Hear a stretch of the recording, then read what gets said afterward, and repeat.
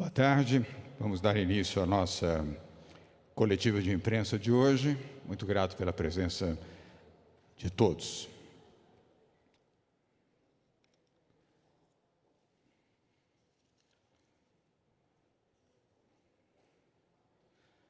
Primeira informação de hoje é a abertura de um novo hospital de campanha que o Governo do Estado de São Paulo abre aqui na capital de São Paulo. O novo hospital de campanha, localizado no centro da cidade, aqui em Santa Cecília, com capacidade para 180 leitos, sendo 130 leitos de enfermaria e 50 leitos de UTI. Nós vamos apresentar ali imagens deste hospital. É um hospital que foi cedido pelo setor privado para o Governo do Estado de São Paulo. O Governo do Estado de São Paulo está equipando, preparando o hospital de campanha. Serão 900 profissionais que atuarão neste hospital. Ele estará operando até o final deste mês. Ele vai ter uma graduação na sua operação e é o 12º hospital de campanha que nós anunciamos neste mês em São Paulo. Vocês estão vendo aí a foto do hospital. Quero renovar o agradecimento ao empresário que cedeu, sem nenhum ônus para o Governo do Estado de São Paulo, para que pudéssemos ali começar, como já começamos, a montagem desse hospital de campanha, com melhores condições físicas e de trabalho para médicos e paramédicos e, obviamente, com melhores condições de atendimento para a população do que a montagem de tendas de campanha, como foi feito na primeira onda da Covid-19. Repito, esse é o 17º hospital de campanha que nós anunciamos neste mês para enfrentar esta segunda onda da pandemia. Jean Gorenstein, secretário de Saúde do Estado de São Paulo, vai responder e dar maiores informações sobre este novo hospital.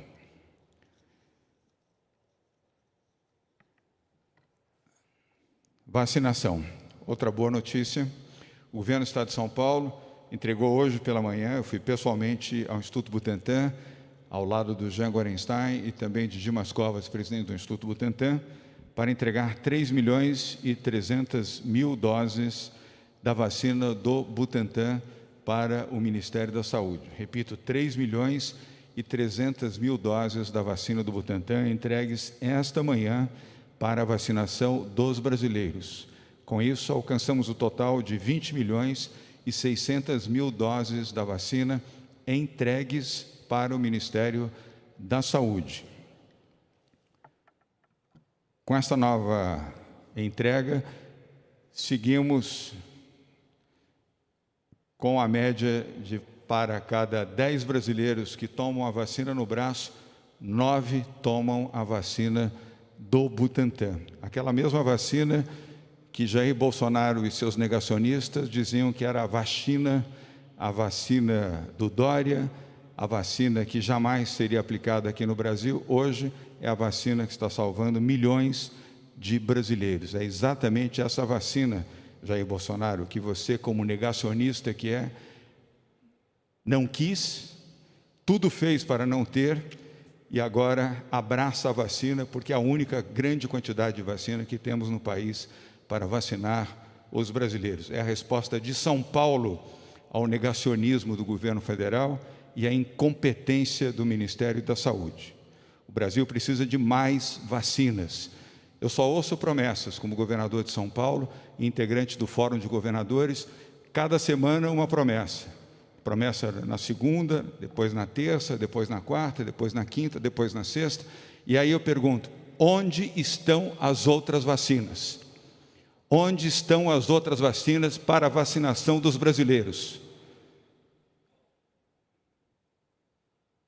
A vacina que neste momento vacina e que é colocada, aplicada no braço dos brasileiros, é a vacina de São Paulo, do Butantan.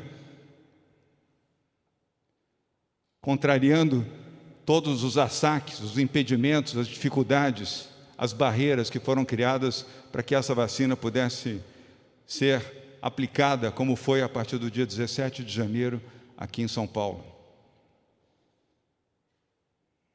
Nesta quarta-feira, dia 17 de março, vamos entregar mais 2 milhões de doses da vacina do Butantan. Mais 2 milhões, 3 milhões e 300 mil entregues hoje pela manhã. E mais 2 milhões na quarta-feira. Ou seja, 5 milhões e 300 mil doses da vacina do Butantan entregues em menos de 4 dias. É mais do que a totalidade de qualquer outra vacina que o Ministério da Saúde, do governo federal, comprou e aplicou até agora. Em 4 dias, o Butantan de São Paulo fornece mais vacinas do que nos últimos 2 meses e meio o Ministério da Saúde obteve de outros laboratórios. Até quando o Brasil vai ficar clamando por vacinas? Até quando milhares de brasileiros vão perder suas vidas, como estão perdendo diariamente?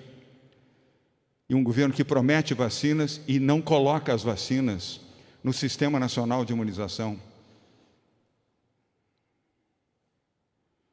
Tenha compaixão, Jair Bolsonaro.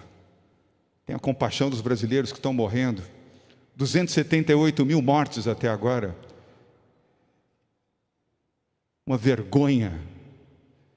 Aliás, o Brasil se tornou uma vergonha mundial. Talvez tenham assistido, como eu assisti, o depoimento do diretor da Organização Mundial de Saúde na última sexta-feira, na coletiva de imprensa, dizendo que o Brasil hoje é uma ameaça à saúde do mundo. O diretor-geral da Organização Mundial de Saúde já havia dito, na quarta-feira da semana passada, que o Brasil era uma ameaça para os países vizinhos da América do Sul. Em menos de 48 horas, dadas as circunstâncias, a Organização Mundial da Saúde coloca o Brasil como uma ameaça mundial à saúde do planeta. Essa é a gestão da saúde pública no Brasil.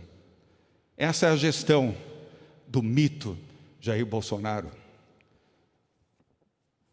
É o mito da morte. Como brasileiro, como cidadão e como governador de São Paulo, eu me sinto enojado, revoltado diante de uma circunstância como essa, de um governo que compra cloroquina e não compra vacina, de um governo que ativa o gabinete do ódio para promover manifestações em todo o Brasil contra governadores que estão defendendo a existência, a vida e a saúde dos brasileiros. Ameaças aos familiares dos governadores em todo o Brasil, xingamentos, impropérios, ameaças de agressões pessoais. Que país é este? No momento que as pessoas deviam estar em casa, se protegendo, foram para a rua, sem máscaras, para defender Jair Bolsonaro, negacionista, se aglomerando, fazendo exatamente o que não poderiam fazer.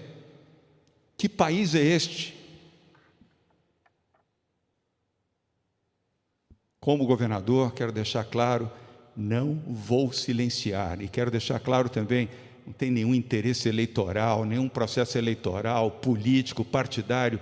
É o meu direito como cidadão protestar diante de uma tragédia que se abate sobre o país. Até o final deste mês serão 300 mil brasileiros mortos. 300 mil brasileiros estarão mortos ao final desse mês.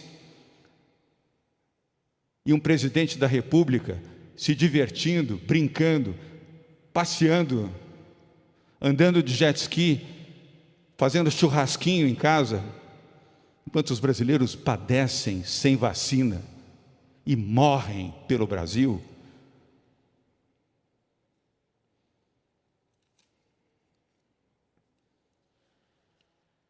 Vacinação em São Paulo. Como todos sabem, no próximo dia 22 nós começamos a vacinar as pessoas de 72 a 74 anos, 72, 73 e 74 anos, a partir da próxima segunda-feira, dia 22 de março. E já no dia 29 de março, na semana seguinte, começaremos, felizmente, a vacinar os idosos de 70 e 71 anos de idade.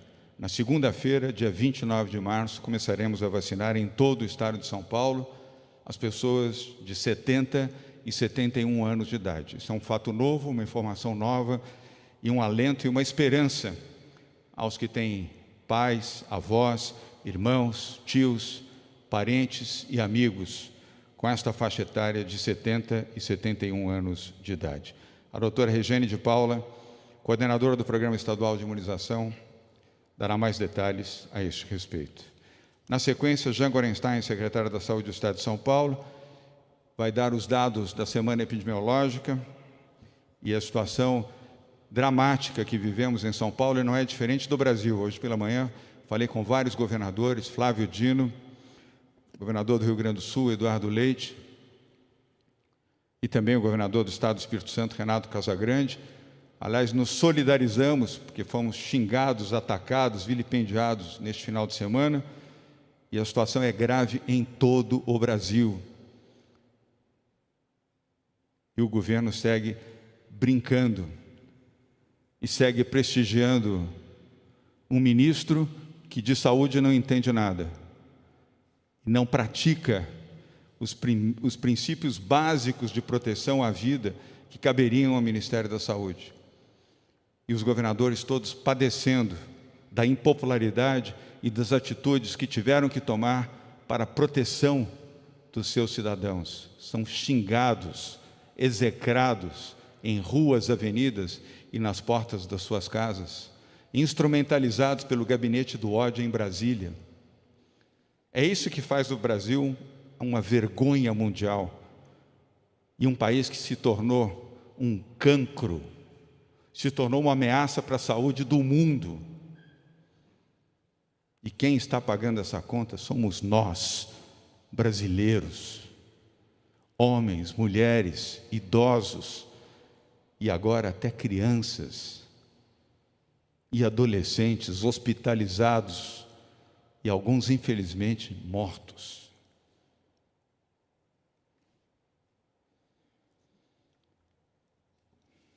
Hoje nós entramos na fase emergencial aqui em São Paulo, que vai até o dia 30 de março. Vamos continuar a fazer aquilo que fizemos neste final de semana. Colocamos várias forças-tarefas, Polícia Militar, Polícia Civil, as guardas municipais, Vigilância Sanitária do Estado, Vigilância Sanitária dos municípios, PROCON. Só aqui na capital de São Paulo, 62 eventos, repito, 62 eventos foram fechados, inclusive 2 cassinos, inacreditável. Em meio à pandemia, gente brincando em cassino, atividade ilegal, proibida por lei, se divertindo, bebendo, sem máscaras. E que péssimo exemplo, hein? De alguns personagens que lá foram e se esconderam embaixo da mesa de jogo. Que vergonha isso. Essa força-tarefa mostrou competência, eficiência e agilidade. E muito pela denúncia de pessoas corretas que discaram 190 para denunciar essas festas. A vocês que tiveram essa atitude, muito obrigado, porque graças à denúncia de vocês, muitas dessas festas foram fechadas e os seus promotores foram indiciados criminalmente e vão responder por crime contra a saúde pública, além dos promotores ou diretores de cassinos que responderão criminalmente também pela ilicitude de darem procedimento a uma atividade que é proibida por lei. E mais de outros 60 eventos no interior e no litoral de São Paulo também foram fechados numa ação conjunta das prefeituras municipais e do governo do Estado de São Paulo. E sobre isso falará Rodrigo Garcia, vice-governador e secretário de governo do Estado de São Paulo. Agora, pela ordem, nós começamos com Jean Gorenstein, sobre o nosso hospital de campanha, que está sendo montado nesse momento aqui no centro da capital de São Paulo. Boa tarde, governador, boa tarde a todos. Estamos na 11ª semana epidemiológica de 2021.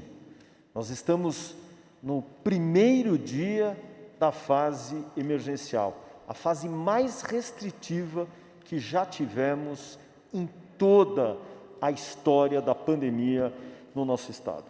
A justificativa dessas restrições, ela tem como objetivo garantir assistência à vida, permitir que continuemos ainda tendo leitos de unidade de terapia intensiva para atender a nossa população. Com uma medida restritiva como essa, só na região metropolitana de São Paulo estaremos reduzindo a circulação de 4 milhões de pessoas. Lembrando que na fase vermelha, que era até então a fase mais restritiva do Plano de São Paulo, nós tínhamos a restrição de circulação de cerca de 1.700.000 pessoas. Diminuir a circulação de pessoas é também diminuir com ela a presença do Covid, desse vírus que compromete as pessoas e hoje de todas as faixas etárias, jovens, idosos, com ou sem comorbidade, e com elas levando esses pacientes, muitos dos quais às unidades de internação e especialmente às unidades de terapia intensiva.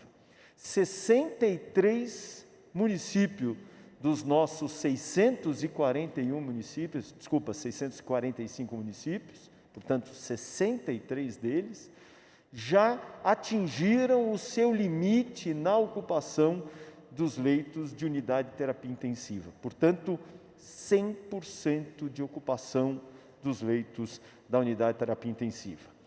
Do dia 22 de fevereiro, nós tínhamos na Grande São Paulo 68,8% de ocupação dos leitos de UTI. Próximo, por favor. Só queria mostrar, por favor. Próximo. Nós tínhamos, para se ter uma ideia, no dia 22 de fevereiro, nós tínhamos 68,8% na taxa de ocupação dos leitos de UTI na Grande São Paulo, e o Estado tinha 66% de ocupação, com um total de 6.410 pacientes. Observem, dessas 3 semanas, 21 dias, passamos então para a taxa de ocupação no estado de São Paulo de 88,4% e uma atenção especial para a Grande São Paulo com 90% de ocupação dos leitos de unidade de terapia intensiva, tendo 10.244 pacientes internados em leitos de UTI.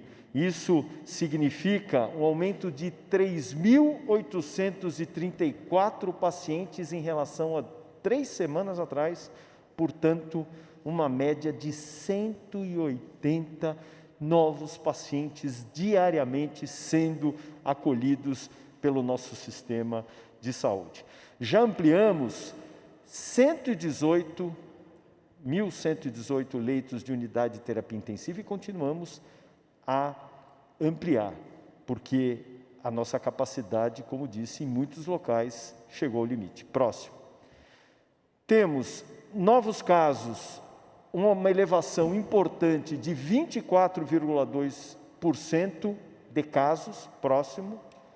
Os óbitos, de forma dramática, bateram os recordes que nós já tínhamos apresentado na semana anterior, com um aumento de 28,2%, próximo, e o número de internações, que já nos deixava alarmados na semana passada, ainda teve, comparativamente nas semanas epidemiológicas, um aumento de quase 20% de novas internações, no índice de 19,8%.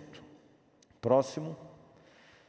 Análise, se nós pegarmos aquela primeira onda, que nós tivemos um pico máximo de número de pacientes albergados nas unidades de terapia intensiva, tínhamos um número de 6.250. Com o número atual, de mais de 10.000 pacientes, tivemos um incremento de 63,9%. Lembre-se que na semana passada nós tínhamos 53% de incremento em relação àquela semana e hoje aumentamos 10 pontos percentuais no número de novos pacientes acolhidos nas UTIs do nosso estado. Próximo. Como disse, ampliamos mais de 1.118 leitos desde a semana passada, sendo 700 leitos de unidade de terapia intensiva. Foram anunciados também 11 novos hospitais de campanha, fora aqueles outros 4 que já estavam em funcionamento, entre eles o próprio AME Barradas, na região de Heliópolis, e conseguimos elevar de 8.500 leitos de unidade de terapia intensiva que nós tínhamos no pico da nossa primeira onda, para 9.200 leitos de unidade de terapia intensiva.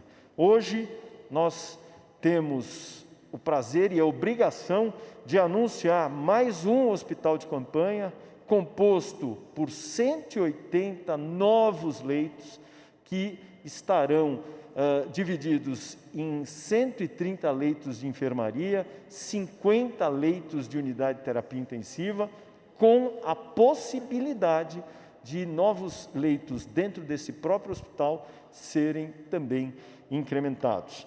Lembro que, ao mesmo tempo que nós, do Estado, fazemos isso, o próprio município de São Paulo, a prefeitura do município de São Paulo, também fez o incremento de novos leitos, tanto leitos relacionados a unidades de terapia intensiva, quanto também de enfermarias. Próximo, por favor.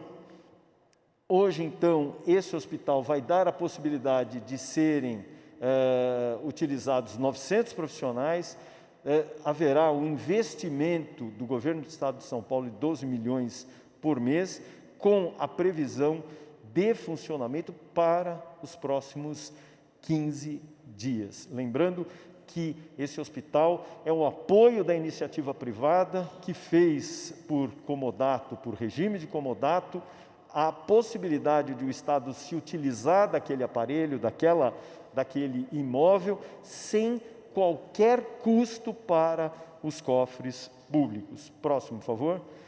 Portanto, 12 novos hospitais de campanha, somando aqueles que nós havíamos liberado na semana passada, é o 12º, portanto, com novos leitos, totalizando 16 hospitais de campanha que estarão em pleno atendimento da nossa população até dia 31 de março, com 252 novos leitos de unidade de terapia intensiva e 280 novos leitos de enfermaria.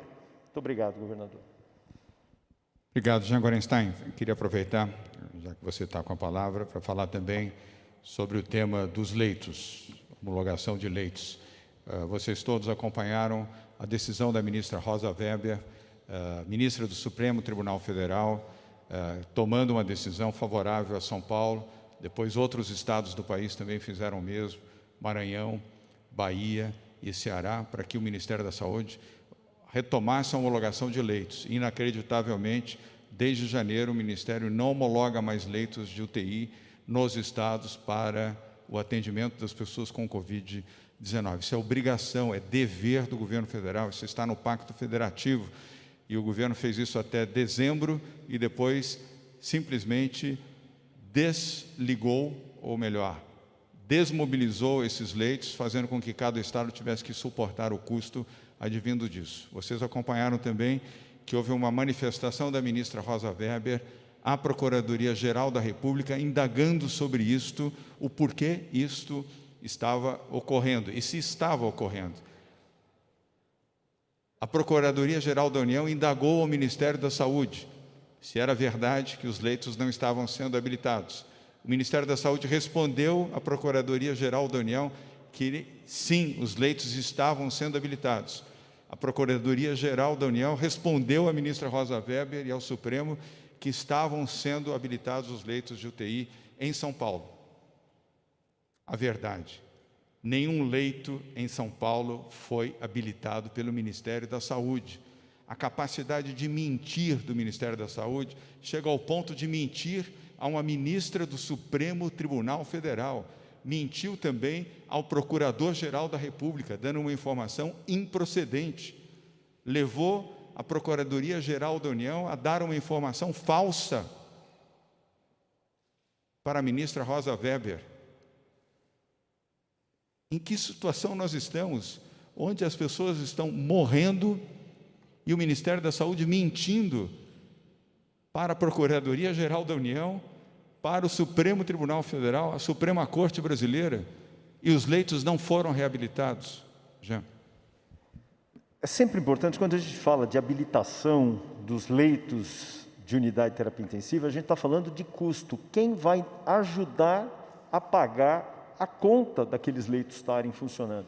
A conta de médicos, de enfermeiros, de fisioterapeutas, de oxigênio, de medicamentos. Isso é um custo extremamente elevado. Para cada leito, esse valor sai R$ 1.600.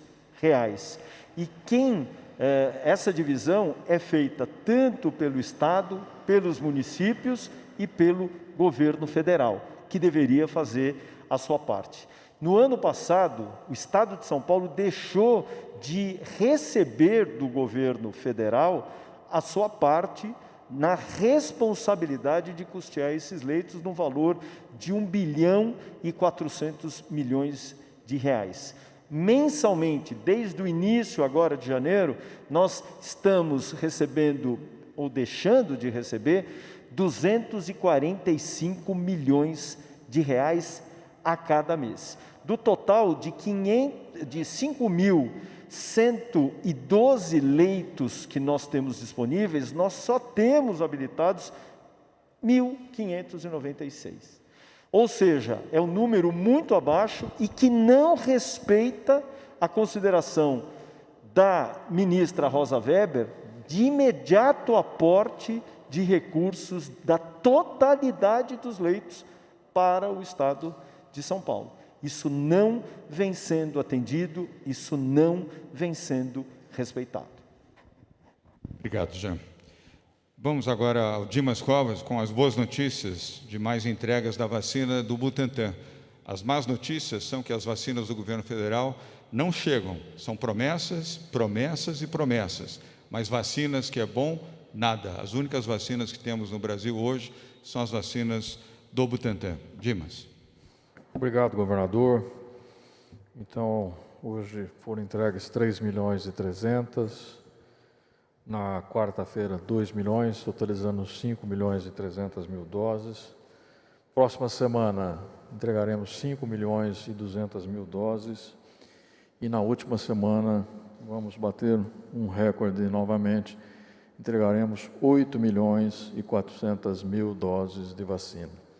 8.400.000 doses de vacinas na última semana de março. Ou seja, em março, vamos ter entregue, no mês de março, exclusivamente, 22.300.000 doses de vacina ao Ministério da Saúde. E continuamos produzindo, governador. Continuamos produzindo, vamos entrar em abril, completar o primeiro contrato de 46 milhões e já ingressar no segundo contrato de 56 milhões de doses. E esperamos, inclusive, conseguir adiantar esse cronograma a partir de maio, quando terminamos a produção da vacina da gripe, e aí nós podemos utilizar integralmente as nossas duas linhas, integralmente dedicadas à produção da vacina contra o Covid-19. São essas informações, governador. Obrigado. Obrigado, Dimas Covas. Agora o programa estadual de vacinação com a doutora Regiane de Paula. Também as boas notícias, Regiane, de mais vacinas e mais vacinas para atender novas faixas etárias das pessoas de idade. Regiane. Boa tarde, governador. Boa tarde a todos. Sim, governador, esperança, né? Frente a tudo que nós estamos vivendo, a vacina é a nossa esperança. Então, nesse momento, no dia de hoje, 15 de março, nós iniciamos a faixa etária de 75 e 76 anos, o que corresponde a 420 mil pessoas. de 72 a 74 anos, na próxima segunda-feira, 22 de março, 730 mil pessoas iniciarão a sua vacinação. E, no dia 29 de março, 70 a 71 anos, 600 mil pessoas. Eu gostaria de ressaltar, governador, que nós abrimos o mês de março com a faixa etária de 70 anos e fechamos essa faixa etária durante o mês de março agora. Isso é muito importante, isso traz realmente uma esperança muito grande. Gostaríamos de vacinar mais. Só o mês de março, com essas faixas etárias, equivalem a 2.180.000 pessoas que serão vacinadas durante esse mês. Isso traz uma grande esperança. Precisamos de mais? Sem dúvida nenhuma. Mais vacinas, mais pessoas sendo vacinadas.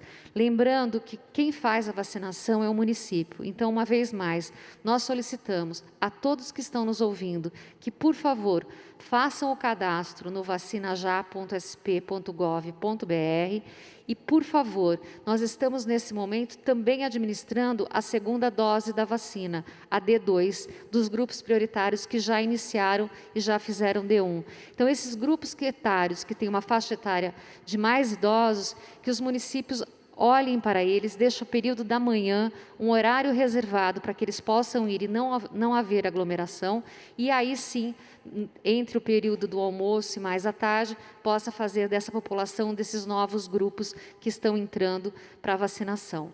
E, governador, é uma boa notícia também. Se nós olharmos o vacinômetro, na próxima hora, nós com certeza teremos mais de 4 milhões de pessoas vacinadas, de doses aplicadas no estado de São Paulo. Então, o vacinômetro acabou de virar, nós temos de doses aplicadas de primeira dose 3.920.144 e de primeira dose 2.833.860 e segunda dose 1.086.284 doses aplicadas. Então, é muito importante que a gente olhe, estamos trabalhando sobre a sua coordenação, mas precisamos realmente de mais vacinas. Pode parecer que dizer que de cada 10 pessoas que recebem a vacina, 9 são do Butantan, é a nossa grande realidade. Se tivéssemos mais vacinas e outras vacinas, nós poderíamos avançar, não somente no estado de São Paulo, mas em todo o Brasil. Todos os estados estão sofrendo e sofrendo muito. Em números absolutos, sem dúvida nenhuma, o estado que mais vacina é o estado de São Paulo. Estamos aqui trabalhando para que isso possa ser realmente uma dinâmica e possamos avançar para faixas etárias e novos grupos. Governador, muito obrigada. Obrigado, Rejane. Vou propor que, ao término da coletiva, possamos exibir novamente o vacinômetro, se você concordar, e aí termos o número final antes do encerramento da coletiva de hoje. Vamos agora ouvir o Rodrigo Garcia, vice-governador e também secretário de Governo do Estado de São Paulo. Quero aproveitar para informar os meus colegas de imprensa que, a partir desta próxima semana, eu participarei apenas às quartas-feiras da coletiva de imprensa aqui com vocês, às segundas e sextas, toda a área de saúde, as áreas de governo que forem necessárias, como é o caso da Patrícia Ellen, do Marco Vignoli, e o setor de saúde como um todo, incluindo o Dimas Covas, e a presença aqui na coletiva será feita pelo Rodrigo Garcia. Portanto, a partir da semana que vem, só estaremos juntos aqui com a minha presença às quartas-feiras. Hoje e quarta-feira eu ainda participo. A partir de sexta-feira, já o Rodrigo assume essa responsabilidade. E a ele passo a palavra nesse momento. Rodrigo. Bom dia, governador. Bom dia a todos. Duas palavras rápidas aqui sobre a Blitz, né? É de conhecimento de todos que o governador capitaneou presencialmente uma articulação entre as equipes do Estado e da Prefeitura de São Paulo, né? E aqui cabe um agradecimento à Polícia Civil, à Polícia Militar, ao PROCON, que teve um papel fundamental no apoio a essas Blitz, a nossa vigilância sanitária estadual, né? Que, de comum acordo com a Guarda Civil Metropolitana, com a Vigilância Sanitária Municipal e a equipe das subprefeituras, tiveram grande êxito nas operações de blitz desse final de semana, né? Quero aqui também fazer um agradecimento ao prefeito Bruno Covas, ao seu vice-prefeito Ricardo Nunes, né? Que também participaram ativamente desse processo, que resultou, sim, no fechamento e no fim de várias festas. É uma irresponsabilidade quem participa de aglomeração nesse momento da pandemia e é crime de quem promove essas aglomerações. Então, o governo está vigilante, atento, na capital e na região metropolitana, uma articulação direta aqui do gabinete do governador com os prefeitos e no conjunto do interior, através do Marco Vignoli também, o apoio das polícias de São Paulo às vigilâncias sanitárias municipais. É importante as pessoas entenderem que nós temos 15 dias de uma fase extremamente restritiva, onde nós esperamos tirar de circulação cerca de 4 milhões de pessoas para que elas fiquem em casa e a gente alcance o objetivo de diminuição da pandemia, e essa ação de fiscalização ela é fundamental, né? Pedagógica, para que a gente reforce a importância das pessoas se preservarem e ficarem em casa. E uma segunda palavra, governador, de solidariedade pessoal, não só ao João Dória, ao governador de São Paulo, mas ao João, pai de família, né? Nós somos uma equipe de governo, onde as nossas decisões são amparadas no conhecimento, são amparadas em várias opiniões de quem sabe lidar com a pandemia e que muitas vezes são traduzidas pelo governador João Dória, mas tem o respaldo de todos. E nós sabemos a enorme pressão que vive hoje aqueles que estão fazendo certo no combate à pandemia e a enorme pressão direta que vive o governador e a sua família. Portanto, a nossa solidariedade, você está do lado certo, você não está sozinho, e nós temos certeza que a história reserva ao governo de São Paulo, a figura do João Dória, um capítulo especial de quem teve coragem, quem teve determinação e preferiu ficar não só salvando vidas, mas do lado certo da história do que uma popularidade imediata. Nós sabemos que isso será e está sendo reconhecido pela população brasileira cada vez mais. Não só como alguém que viabilizou as vacinas para o Brasil, mas como alguém que está tomando as medidas corretas para preservar vidas. Fica aqui a minha palavra de solidariedade, João, a você e a toda a sua família. Obrigado, Rodrigo. Muito obrigado. Meu nome, em nome da minha família, os ataques que sofremos esse final de semana, esse domingo, é inominável. Eu não posso dizer a tristeza. O Rodrigo sabe, porque para ele eu tive a oportunidade de reproduzir, para algumas pessoas também, das coisas que eu vi, das ameaças que recebemos. A mim tudo bem, eu estou aqui para fazer enfrentamento, eu estou aqui para governar para as pessoas, não estou para governar para mim.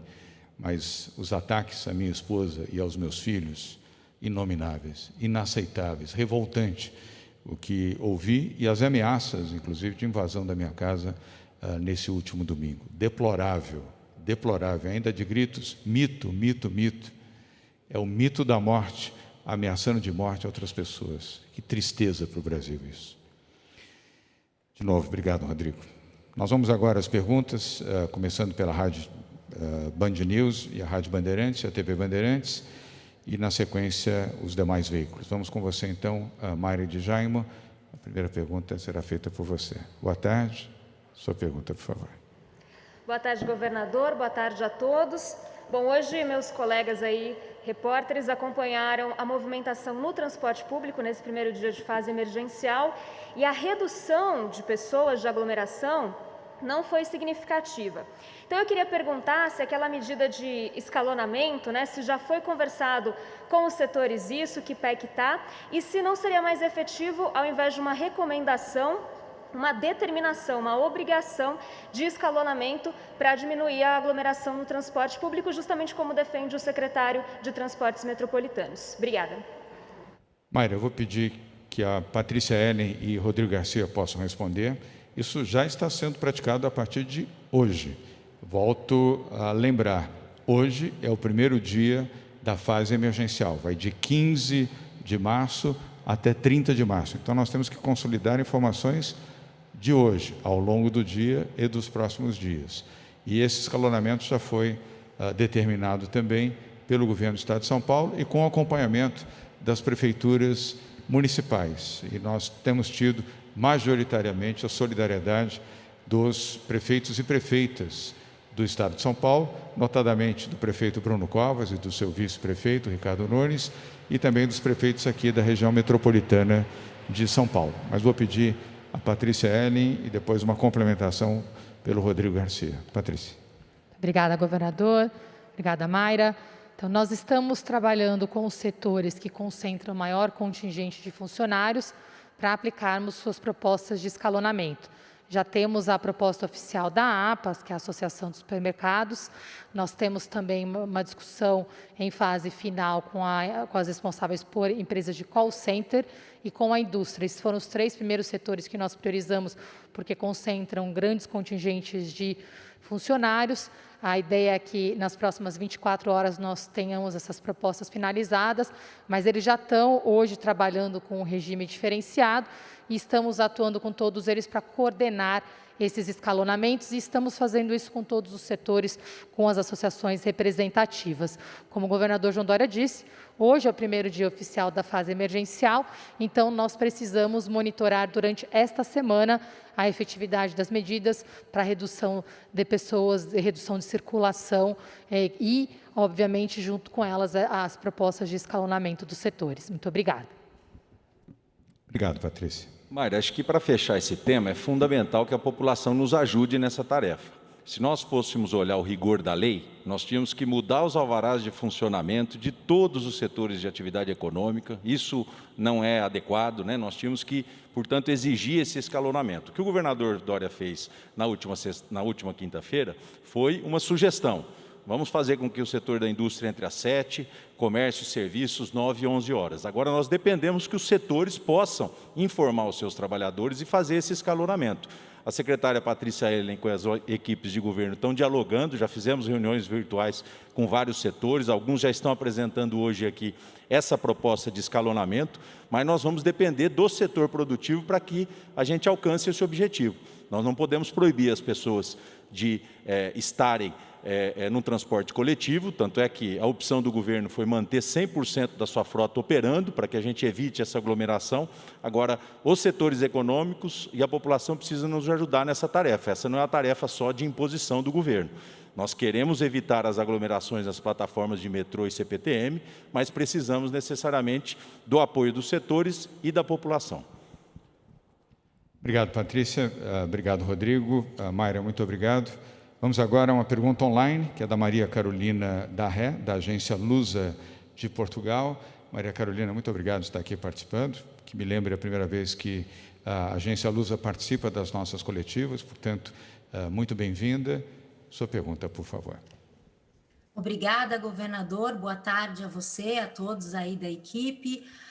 Bom, o Brasil ele tem chamado a atenção do mundo pelo alto número de casos e de mortes provocadas pela Covid, né? E também pelo aparecimento da variante amazônica, chamada também de P1. Os especialistas têm alertado que novas variantes devem surgir no Brasil porque a transmissão do vírus continua fora de controle. A minha pergunta é para o senhor e para a sua equipe, qual é o nível de preocupação do governo de São Paulo em relação a essas novas variantes?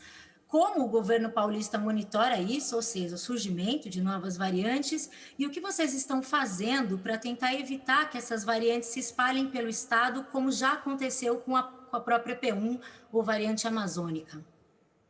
Obrigado. Maria Carolina, é uma pergunta complexa, vou pedir a 3 cientistas que respondam pela ordem: o Jean Gorenstein, o nosso coordenador do Centro de Contingência, Dr. Paulo Menezes, e o Dr. Dimas Covas, que tem uma boa notícia em relação à capacidade de imunização da vacina do Butantan em relação a essas variantes. Vou pedir apenas, se possível, respostas mais breves, começando pedindo desculpas por isso. A você, Jean. O que nós temos hoje não é só uma pré-ocupação, mas é uma ocupação. Nós estamos agindo. A ação é fundamental. Então, as medidas restritivas já do Plano São Paulo, que foram estabelecidas até a data de ontem, com o faseamento vermelho, hoje, o primeiro dia de faseamento emergencial, as restrições muito mais regionalizadas em algumas áreas do Estado, com status de restrição maior, conhecido também como lockdown, baseado exatamente numa circulação maior do vírus em cada uma das regiões, bem como a instituição de toque de recolher, força-tarefa que vem sendo feita, já fazem com que nós estejamos passando para a sociedade de uma forma muito mais intensificada, através das nossas fiscalizações, através das nossas ações, além daquilo de ampliação de leitos, mas a necessidade de conter o avanço da pandemia no nosso meio.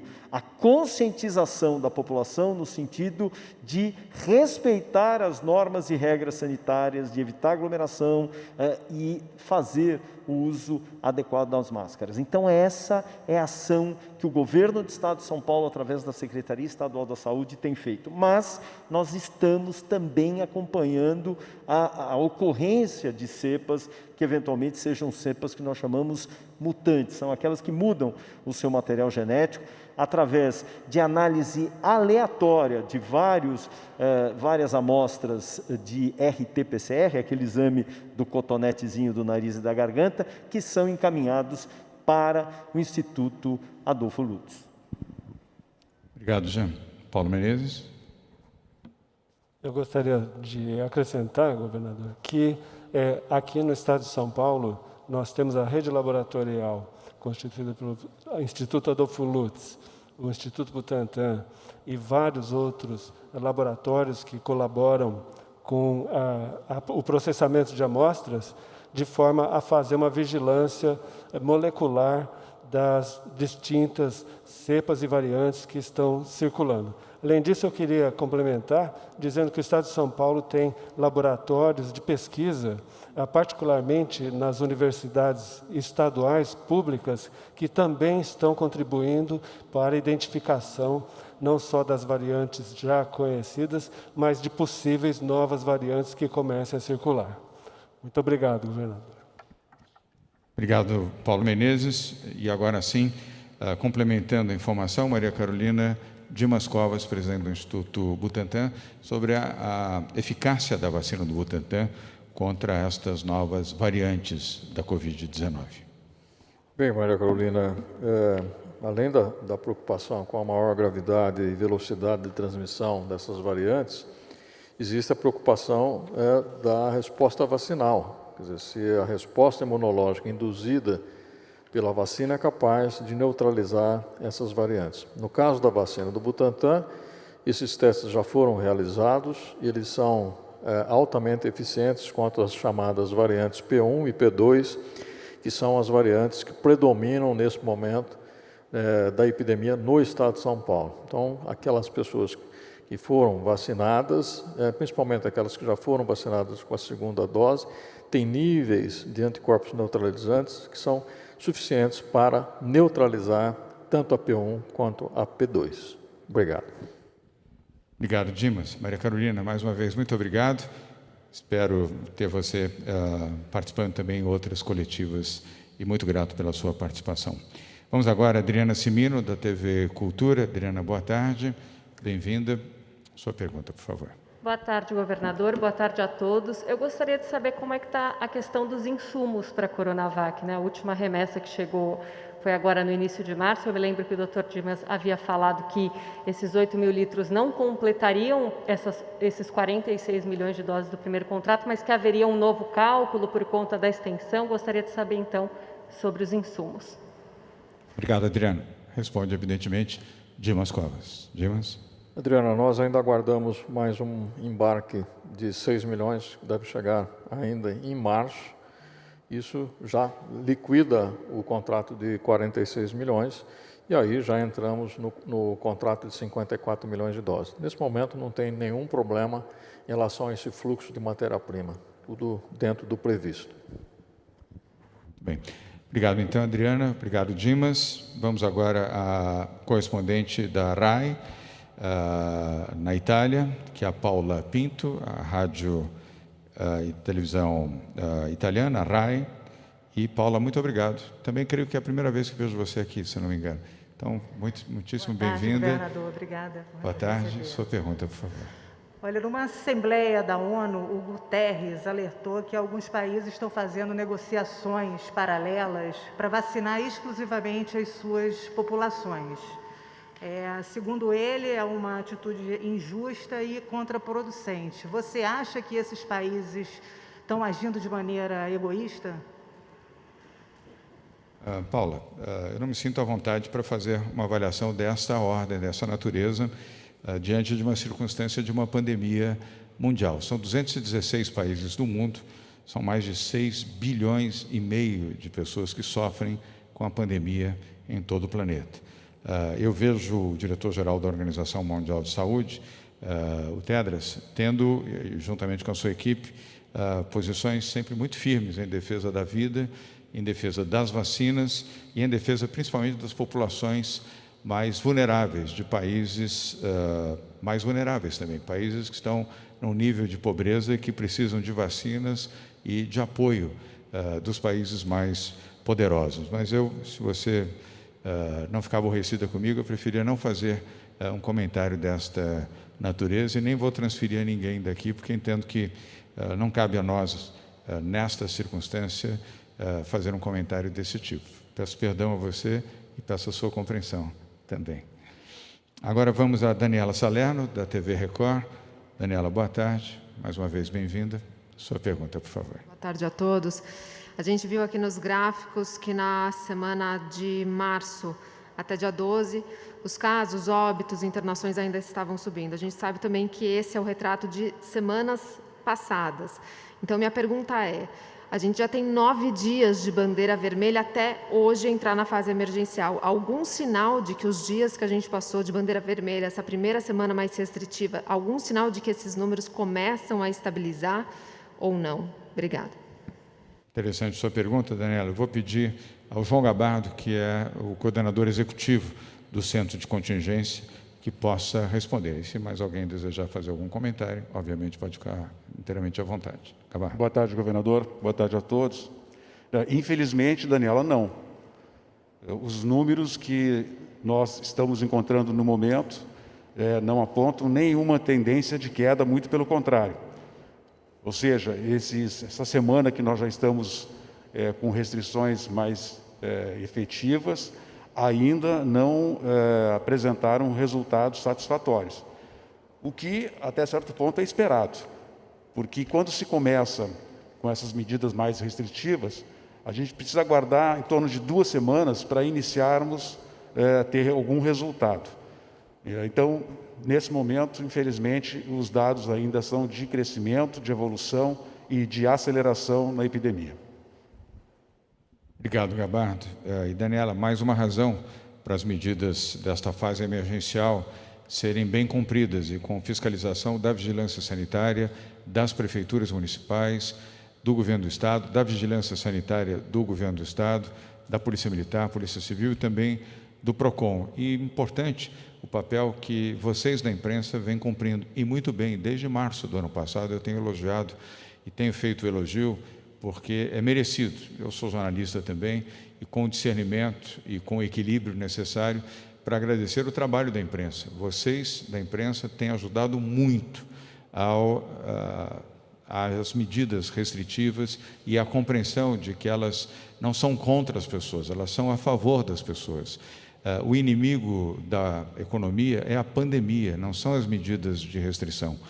Então, cabe também aqui um papel redobrado nesta etapa, não só em São Paulo, mas praticamente todos os estados brasileiros estão com medidas restritivas no limite máximo ou quase máximo até o final deste mês. Se puderem ajudar ainda mais com matérias ilustrando e apresentando o drama que é nos hospitais aqui em São Paulo e em outros estados, isso acredito que possa ajudar a sensibilizar pelo menos as pessoas normais. Os anormais são aqueles que negacionistas acham que o mundo é plano, que a vida é bela e que a pandemia é um resfriadozinho. Mas vamos tentar ainda convencer aquelas pessoas que ainda têm um pouco de sentimento e amor pela vida. Obrigado, Daniela. Vamos agora a Estela Freitas, da Rede TV. Estela, prazer em revê-la. Boa tarde. Sua pergunta, por favor. Boa tarde a todos. A gente sabe aí que realmente tem que esperar, né, o prazo pelo menos de 14 dias para começar a ver algum resultado nos números, mas com base aí nessa experiência, né, conforme a gente vê aí o aumento em todos os números, casos, mortes e internações, se um lockdown está no radar do governo e também outra medida estudada que já foi falada aqui com relação às vacinas, da compra do governo de São Paulo com relação a outras empresas estrangeiras para vacinação aqui, além de Coronavac, especificamente para o estado de São Paulo. Obrigada. Estela, foram duas perguntas em uma. A segunda parte eu respondo, a primeira parte a Patrícia Helen, nossa secretária de Desenvolvimento Econômico, Ciência e Tecnologia, e que integra este grande comitê emergencial que trata da Covid-19. A resposta é sim, nós estamos tratando com mais um laboratório internacional, além do Instituto Butantan. Eu já mencionei aqui que nós já fizemos uma encomenda adicional de 30 milhões de doses da vacina do Butantan para São Paulo. Isso não significa que vamos deixar de atender as vacinas já comprometidas, compromissadas e contratadas para o Brasil. Vamos entregar todas elas e a prioridade é atender o Brasil. Isso será feito até o dia 30 de agosto. A partir de então, nós colocaremos aqui mais vacinas para a vacinação dos brasileiros que residem aqui em São Paulo, seja do Butantan, onde já fizemos esta solicitação, que envolve também, evidentemente, o laboratório Sinovac com sede em Pequim e mais um laboratório internacional. Não vamos mencionar, não por falta de transparência, esse é um governo que dá total transparência a todas as suas atitudes. É que se revelarmos isto, nós sabemos que o governo federal vai em cima deste laboratório para hostilizá-los, intimidá-los e proibir que vendam vacinas para São Paulo. Então, nós só vamos revelar isso no momento oportuno, com o contrato feito, com as vacinas embarcadas e data de chegada das vacinas aqui em São Paulo. E agora, Patrícia Helen. Obrigada, governador. Bom, nós estamos no limite máximo das restrições, das medidas restritivas, se comparados com outros países que chegaram numa situação parecida. Tudo que o Estado pode fazer está sendo realizado. Então, nós sempre comparamos os países que chegaram a esse nível de contágio, fizeram restrição de circulação, toque de recolher, o modelo de quarentena regionalizada, heterogênea, que depois se integrou, como nós fizemos agora nessa fase emergencial. O que teria de diferente para além disso? Restrição de circulação de pessoas entre estados, entre regiões, restrição no fluxo de aeroportos, tudo isso é atribuição do governo federal. Então, o que falta agora, e que o governador sempre tem trazido, é uma coordenação nacional alinhada, reconhecendo a gravidade da situação e em prol das vidas de todos os habitantes do nosso país neste momento. Muito obrigada. Obrigado, Estela. Obrigado, Patrícia. Vamos agora ao Vinícius Passarelli, da Rádio CBN. Vinícius, ajustou o microfone. Bem-vindo. Sua pergunta, por favor. Boa tarde, governador. Boa tarde a todos. Queria saber informações sobre como andam as conversas com a Federação Paulista de Futebol em relação a um eventual retorno do Campeonato Paulista. Houve uma reunião hoje cedo entre membros do governo e membros da federação. A gente sabe que há uma pressão dos clubes e da própria federação. Então, gostaria de saber do teor dessa conversa de hoje, se há alguma possibilidade desse retorno do campeonato ainda dentro da fase emergencial e também como o governo olha a ideia, a possibilidade da federação levar os jogos do campeonato para outros estados. Obrigado. Vinícius, muito obrigado. Antes de passar a resposta ao Dr. Paulo Menezes, que é o coordenador do Centro de Contingência do Covid-19, enfatizar o que você já sabe, os ouvintes da Rádio CBN também. A decisão não é do governo de São Paulo, nem do governador do Estado de São Paulo, é do Centro de Contingência do Covid-19. São esses médicos que tomam a decisão e nós obedecemos à decisão. Portanto, não cabe aqui análise do governo de São Paulo, nem para as decisões do Centro de Contingência, que nós obedecemos, e nem tampouco analisar se a decisão da Federação Paulista de Futebol é realizar os jogos de futebol em outro estado brasileiro. Paulo Menezes. Obrigado, governador. Boa tarde, Vinícius. O Centro de Contingência tem, nesse momento, uma posição bastante clara, que é de não realização desses eventos esportivos. Isso foi colocado mais uma vez nessa reunião e acredito que a Federação Paulista de Futebol está compreendendo a gravidade do momento e deve seguir as recomendações do Centro de Contingência. Muito obrigado, governador. Obrigado, Paulo Menezes. Vinícius Passarelli, muito obrigado. Vamos agora à última pergunta, que é da Daniela Geminiani, da TV Globo News. Daniela, boa tarde mais uma vez, bem-vinda. Sua pergunta, por favor. Boa tarde, governador. Boa tarde a todos. Eu só queria, antes da minha pergunta, esclarecer uma fala do Dr. Jean sobre os leitos habilitados. Dos 5.112 leitos, 1.596 estão habilitados hoje. Quer dizer que estão habilitados pelo governo federal. Hoje o governo federal está financiando essa quantidade. E aí a minha pergunta, algumas cidades, como por exemplo São Caetano do Sul, relataram dificuldade de fornecimento de oxigênio. Se a Secretaria de Saúde tem essa informação, se outras cidades também estão se manifestando em relação a isso. Obrigada. Com relação à habilitação dos leitos, nós temos uma medida que foi tutelada pela Procuradoria-Geral do Estado para habilitação de 5.112 leitos. Essa é a totalidade de leitos que deveriam ser habilitados em dezembro de 2020. Então, esta é a solicitação para esse numerário de leitos. Já estava proposto uma habilitação parcial de leitos que foi atingido em 1.592 leitos. Lembrem-se que nós tínhamos 678 leitos, atingimos 1.592 leitos, portanto, uma habilitação parcial de cerca de 20%, quando, na verdade, 80% desses leitos continuam não habilitados. Portanto, não seguindo as orientações que foram determinadas pela ministra Rosa Weber de forma imediata introduzir os valores para os cofres públicos do Estado de São Paulo. Portanto, isso não aconteceu a despeito das reiterações que foram feitas pelo governo do Estado de São Paulo através da Procuradoria-Geral do Estado.